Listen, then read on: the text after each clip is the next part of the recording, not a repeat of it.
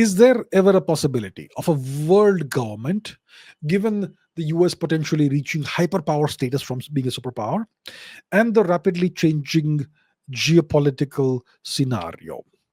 A world government. Um, Look, you see, in the 20th century, Edward Luttwak published a book about imperial Rome, the grand strategy of Rome, or something it was called. And Edward Luttwak is one of the most respected geostrategists in the world right now, today. And he's appeared on my podcast. You can see it on this channel. So, in the 20th century, Edward Luttwak published this book about Imperial Rome's geopolitical strategy. And in this book, he distinguished between two kinds of empires: territorial empires and hegemonic empires. So, territorial empires, they directly occupy territories with their armies. They put armies in the territory of the nation they occupy.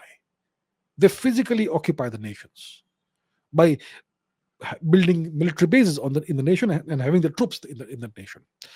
And sometimes they throw out the old rulers and annex the land. That's a territorial empire. In a hegemonic empire, the internal affairs of the conquered nations and areas remain in the hands of the original rulers, who become vassals. So, territorial empires are tightly controlled but very costly to maintain, because you have to maintain these military bases, you have to maintain large numbers of soldiers, you have to supply them, and you have to make sure there is no dissent and problems in the host nation. Very difficult to maintain and operate. But a hegemonic empire are inexpensive to maintain, because the original local rulers, they incur the costs of administration, and everybody's going to blame them. You can invisibly control a country like this. So the United States is a hegemonic empire mostly. They do occupy some nations like Japan and Germany and South Korea and so on.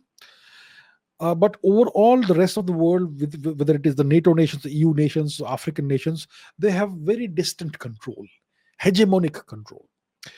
Um, so in a hegemonic empire, there is a loose, rather invisible tie between master and vassal. And this can sometimes encourage rebellion, and that's why you have coup d'etats in Africa and so on.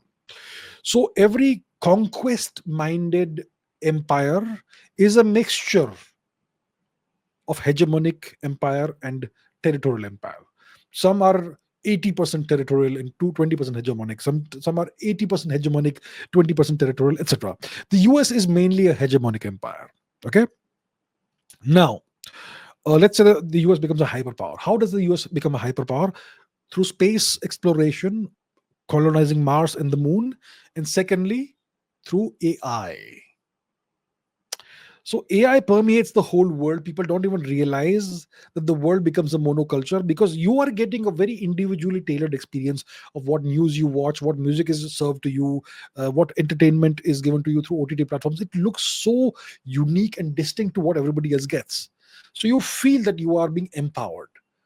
But within all that variance, there is a monoculture that is being established across the world. And AI can help a hegemonic power to control the whole world without the world realizing it. So that could be about to happen, right? But if that happens, there is no need of one world government, because all the governments anyway will toe your line without realizing it, or by realizing it. So AI will make it happen. AI could create an invisible global government in which every nation just toes the line of the US, and the people of the nation don't even realize it. That's already been the case in the EU. The EU is a large number of nations that have lost their sovereignty. It's already a one government from Brussels. Why do I say they've lost their sovereignty? What are the characteristics or hallmarks of a sovereign nation? You control your borders and you control your currency. The EU nations don't control their borders. Their borders are open. They don't even have their currency. They have to use the euro, which is a rebranded Deutschmark. So there is no and thirdly, a sovereign nation passes its own laws. In the EU, they can't even pass their laws. They have to agree to the laws from Brussels. The EU has lost its sovereignty. It's already a one government. And the same could happen eventually across the world because of AI, whether these nations like it or not. So yeah, it could happen. It could happen soon.